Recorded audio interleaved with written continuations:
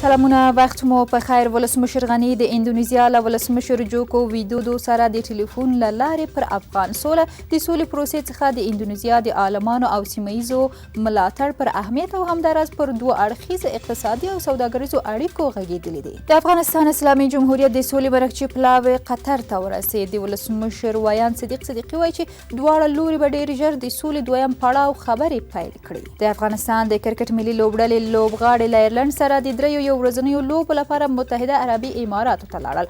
ټاکل شوې دغه لوبې د روانې میاشتې په 18 شلمه او 22 نیټه ترسره شي. د ولسمشر دویم مرستیال وایي اساسي قانون باید د سولې قرباني نشي. سرور دانش ویلي اوسنی اساسي قانون زموږ د سیاسي بقا او د ملي انسجام لامل دی چې باید ټول ورته درناوی ولري. په پکتیا ولایت کې د جلغوزیو د پروسس فابریکې په کار پیل وکړ. دغه فابریکه د خصوصي سکتور په پانګونه د 6 میلیونو امریکایي ډالرو په لګښت جوړ شوی دی.